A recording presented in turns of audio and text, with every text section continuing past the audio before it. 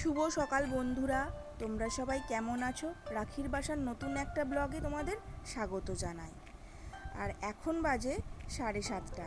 বেশ কিছুক্ষণ আগে উঠেছি, তো এখন থেকে তোমাদেরকে সঙ্গে নিয়ে আমি আমার দিনটা শুরু করছি। ওরা দুজনে স্কুলে চলে যাওয়ার পর আমি সোজা চলে যাব ঠাকুর ঘরে। তো কারণ আজ বৃহস্পতিবার, আজ একটু অন্যরকম পুজো, মা লক্ষ্মীর পুজো রয়েছে, তো সেই হিসাবে একটু দেরিও হয়। সেজন্য আমি এই সকাল সকাল এই কাজটা আগে করে নেব, করে নিয়ে বাকি কাজগুলো করব। তো আমার প্রায় পুজো কমপ্লিট হয়ে গেছে। আমি একটুখানি তোমাদের সাথে শেয়ার করলাম, দেখো পুরোটা করতে পারিনি। তারপর সোজা চলে এসেছি রান্নাঘরে, কারণ এর মাঝে আমি অনেকগুলো কাজ করেছি, যেমন চা করেছি, চা খেয়েছি। তারপর এবার বসিয়ে দিলাম ভাতটা বসিয়ে দেব। তারপর কিছু এডিট বাকি আছে, সেটা গিয়ে করব। তো আমার সাথে থাকো। আর এই চালটা ভাতে দেওয়ার সময় আমার না একটুখানি গ্যাসের মধ্যে জলটা পড়ে গেছিলো, তো সেটা আবার একটু কাজ বেড়ে গেল। সেই কাজটাও একটুখানি মুছে নিতে হবে। যেহেতু তাড়াহুড়ো করছি, আমার এডিটটা বাকি আছে, তো তাড়াহুড়ো করলে কাজটা যেমন হয় আর কি। এই যে দেখো জলটা পড়ে গেছিলো, তো এটা আবার একটুখানি ভালো করে মুছে নিয়ে আমি আমার ঘরে গিয়ে এডিটটা করে নেব, কারণ এখনও কিছুটা এডিট বাকি রয়েছে। যেহেতু এটা আমি প্রথম করছি, আমার একটু সময়ও লাগে এডিট করতে, আর তাই সমস্ত বন্ধুদেরকে অনুরোধ করব আমার সাথে থাকার জন্য। আর যারা অনেকটা সাপোর্ট করে ফেলেছো আমাকে, তাদেরকে অসংখ্য ধন্যবাদ। আর নতুন বন্ধুদেরকে আমার সাথে থাকার জন্য, আমাকে সাপোর্ট করার জন্য অনুরোধ রইল। তো প্লিজ আমার চ্যানেলটা সাবস্ক্রাইব করে দিও, আর আমার ভিডিওগুলো ভালো লাগলে অবশ্যই কমেন্ট করে জানিও। তারপর এডিট করে আমি চলেও এসেছিলাম। তো এই দেখো আমি আজকে বানাবো দুপুরবেলায় সেই রান্নাগুলোই তোমাদেরকে দেখানোর চেষ্টা করছি। মাছ করব, নিম পাতা করব, আর পটল দিয়ে আলু দিয়ে পোস্ত করব, আর ডাল বানাবো। তো প্রথমেই আমি কড়াতে পোস্তটা বসিয়ে দেব।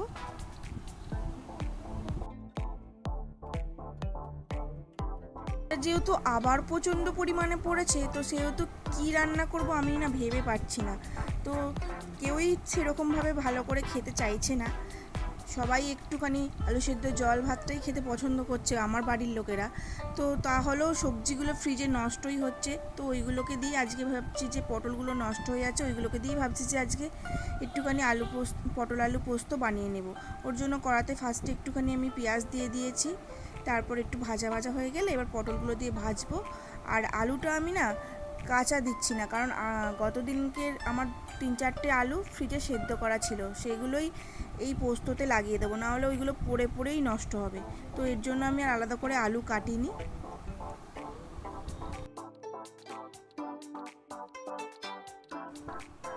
আর ওই যে দেখছো আমি লবণটা নিয়ে একটুখানি নিম পাতাতে মাখিয়ে রাখছি। নিম পাতাটা আমি শুধুই ভাজবো, কোনো বেগুন বা আলু কিছু দেবো না, কারণ শুধুটা বেশি পছন্দ করি আমরা।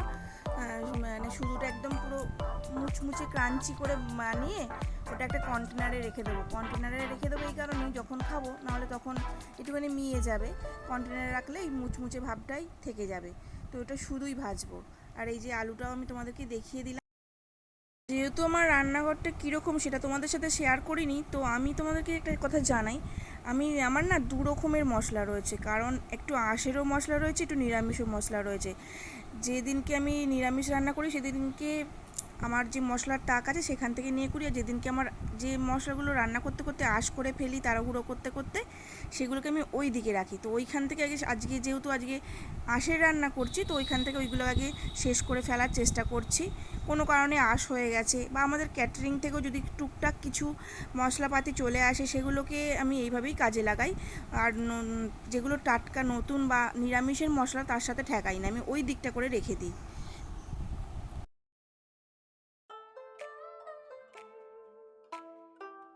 আলু হলেও একটুখানি পোস্ত পটলের সাথে দিয়ে মিনিট 3-4 মতো একটু কষিয়ে নেব, তারপর জল দিয়ে দেব। নামানোর আগে পোস্তটা দিয়ে নামিয়ে নেব। তো আমার প্রায় হয়েই এসছে দেখো। অনেকক্ষণ ধরে আমি একটুখানি ভেজে নিলাম। এরপর একটুখানি লবণ আর একটুখানি দিয়ে আমি চাপা দিয়ে দিয়েছিলাম, সেটা আমি অফ ক্যামেরায় করেছি। তারপর কিছুক্ষণ বাদে ফিরে এসে আমার পুরো পোস্তটাকে রেডি করে নিয়েছি। পোস্তর রেসিপি আর কি আর শেয়ার করব বলো, তাই না? রান্না করতে করতেও অনেক রকম কাজ থাকে, তাই পুরোটা শেয়ার করা পসিবল হয় না, সেই কাজগুলোও করতে চলে যাই। তো আজও সেটাই হয়েছে। এরপর আমি বানিয়ে নেব নিম পাতা ভাজাটা। যে বৌদির কথা তোমাদেরকে বলেছি বা দেখিয়েওছি, ওই বৌদি আমাকে এই সংসারের কাজে অনেকটাই হেল্প করায়, খুবই সুবিধে হয়। না হলে ঘর মোছা বলো, ঝাড় দেওয়া বলো, সেই কাজগুলোও আমাকেই করতে হতো, আরও সময় সাপেক্ষ হয়ে উঠতো। কারণ দুটো ছেলে মেয়ে, তারপর আমার নিজের একটা ব্যবসা রয়েছে, তারপর এত কাজ, তাহলে আমার আরোই অনেকটাই পরিশ্রম করতে হতো। যেহেতু বৌদি আমায় একটুখানি এই কাজটা করে দেয়, তো আমার অনেকটাই সুবিধে হয়। একদম ভীষণই বিশ্বস্ত একটা মানুষ। তো দেখো আমি নিম পাতা ভাজাটাও দিয়ে দিয়েছি। এরপর আমার গোপুসোনা চলে এসছে, ওই যে এসে ওর জেম্মাদের ঘরে ঢুকে পড়েছে। তারপর চলো ওকে ডেকে নিয়ে আসি।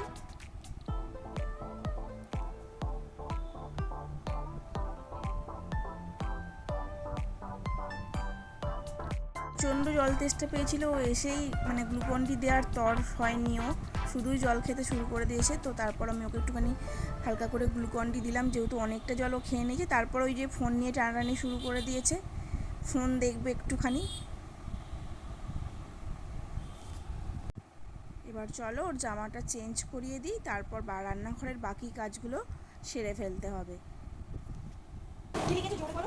বিছানাটা পরিষ্কার করে উঠতে পারিনি, তো ওকে আমি জিজ্ঞাসা করছি আজ কি করিয়েছে।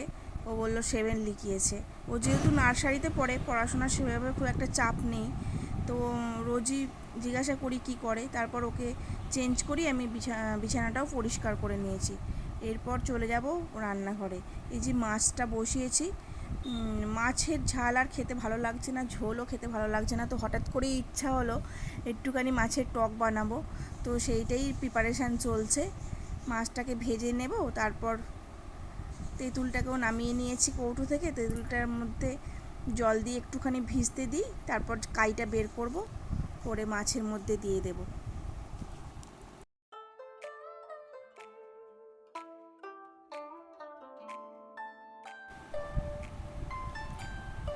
মাছটা ভাজা প্রায় কমপ্লিট হয়েই এসছে।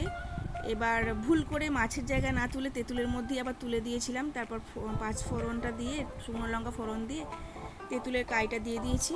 মাছগুলো দিয়ে একটুখানি ফুটতে দিই, লবণ আর হলুদ দিয়ে। কিছুক্ষণ বাদে এসে এটার মধ্যে চিনি দিয়ে নামিয়ে নেব। এর ফাঁকে আমি বাকি কাজগুলো করে নিয়েছিলাম, কারণ রান্না করতে করতে যে সমস্ত বাসনগুলো বেরিয়েছিল সেগুলো আমি এর মধ্যে ওইদিকে গিয়ে বেসিনে মেজে নিচ্ছি।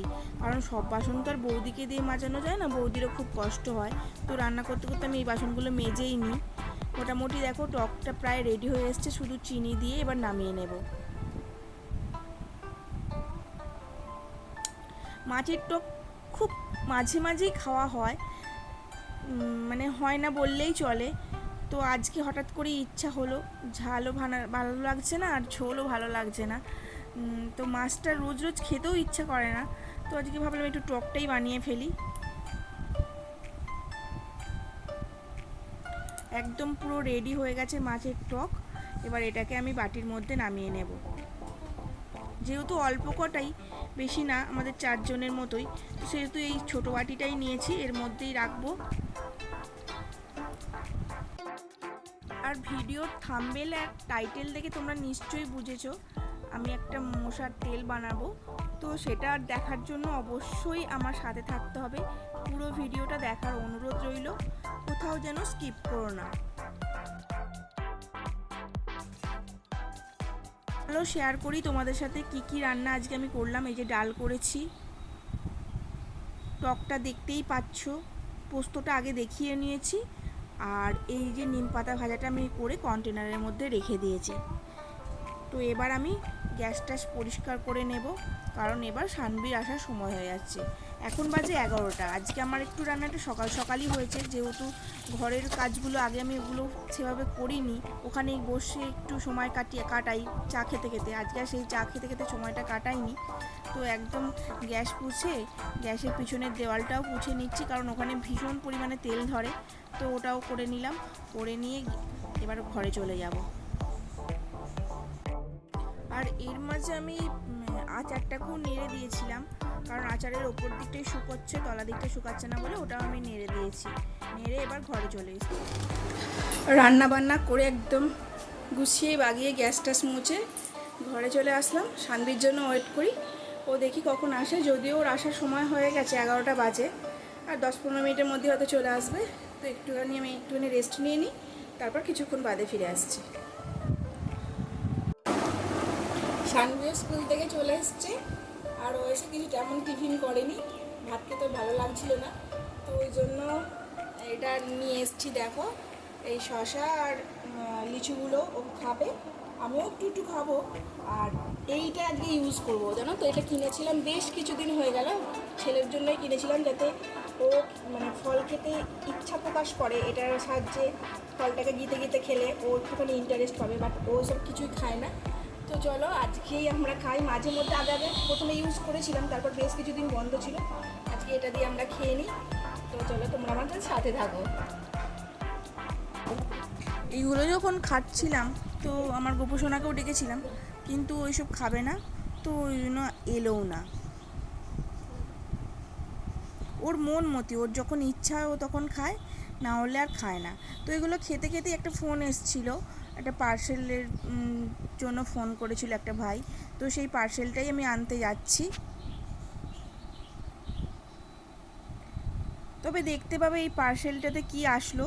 যেহেতু আমি রিসেলিং করি, তো এই পার্সেলে আমার জিনিস কিছু আসেনি, আমার রিসেলিং প্রোডাক্টই এসছে। কারণ কুর্তি আমি অর্ডার করেছিলাম দুটো কাস্টমারের জন্য, তো সেই 3টে কুর্তি এসছে। তো সেটাকেই আমার ছেলে বলছে, মা আমাকে পার্সেল ব্যাগটা দাও, আমি নিয়ে যাচ্ছি। তো ও এনেছে। তারপর এই দেখো তোমাদের সাথে শেয়ার করি কি কি এসছে।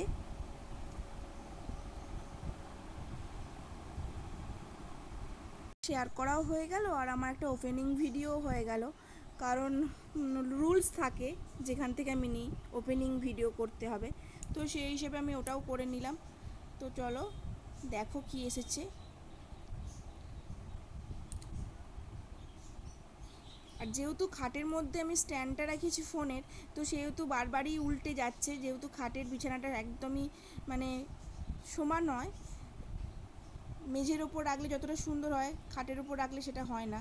তো এই কুর্তিগুলো এসছে দেখো, এই জন্য আমি প্রত্যেকটা কুর্তি ভালোভাবে খুলে খুলে দেখে নেব কোনো রকম ডিসপুট আছে কি না, তাহলে সেটা রিটার্ন হয়ে যাবে। তো সেই হিসেবে আমি প্রত্যেকটা কুর্তি খুলে খুলে দেখে নিতে হবে আমাকে, কারণ যেহেতু এটা তোমাদের সাথেও শেয়ার করছি, প্লাস ওপেনিং ভিডিওও হচ্ছে।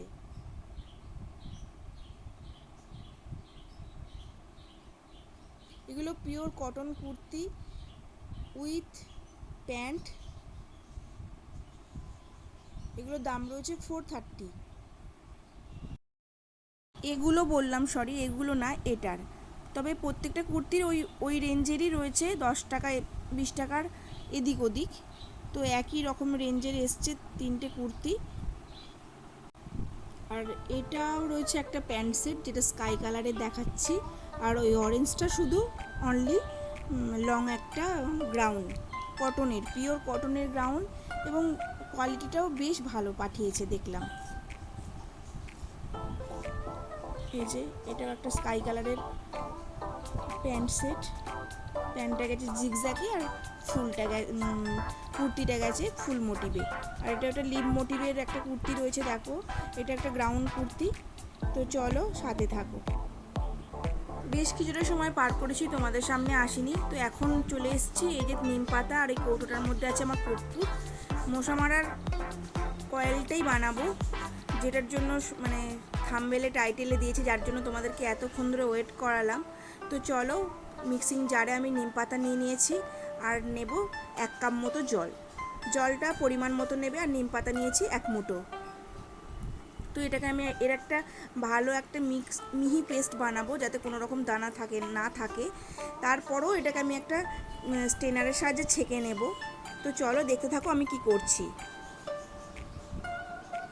এই যে পেস্টটা আমার চলে এসছে একদম রেডি হয়ে।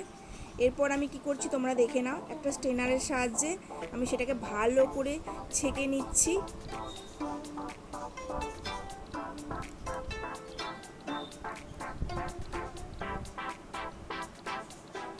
আর ওপরে যেগুলো দানা দানা থাকবে সেগুলো হাতের সাহায্যে একটুখানি মেল্ট করে নেব, যেটুকুনি রস বেরোয়।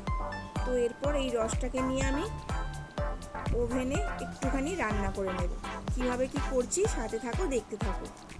এই জিনিসটা আমি আগেও বানিয়েছি এবং বেশ ভালো কাজ পেয়েছি, তাই তোমাদের সাথে শেয়ার করলাম। তারপর ওই লিকুইডটা আমি কড়াতে দিয়েও দিয়েছি। কড়াতে দিয়ে আমি মিনিট 2-3 লো ফ্লেমে ফুটিয়ে নেব। তারপর যে সবুজ সবুজ একটা স্তর পড়বে, সেই স্তরটা আর একবার স্ট্রেনারের সাহায্যে ছেঁকে নেব। এই 4টে আমি দানা দিলাম, গুলি দিলাম, ওটা হচ্ছে কর্পূরের গুলি।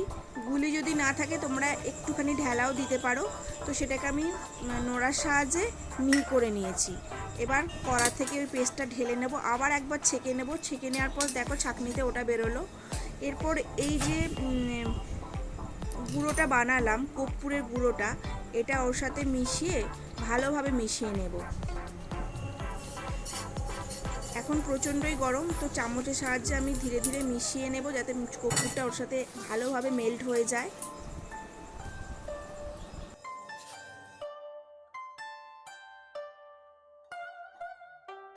আর বেশ ভালো করে মেল্ট করে নিয়েছি।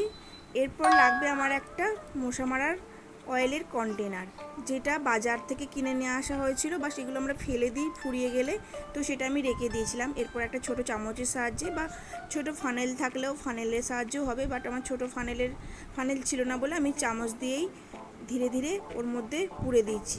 এটা এখন ঠান্ডা হয়ে গেছে, তাই ঠান্ডার সময়ই ফুটছি। আর তাহলে মশা মারার তেলটা বানাতে কী কী লাগলো? কর্পূর, নিম পাতা, আর এই মশার তেলটা রাখার জন্য এই একটা কন্টেনার, যেটা কিনা ওই কারেন্টের মেশিনের সাথে অ্যাডজাস্ট হবে।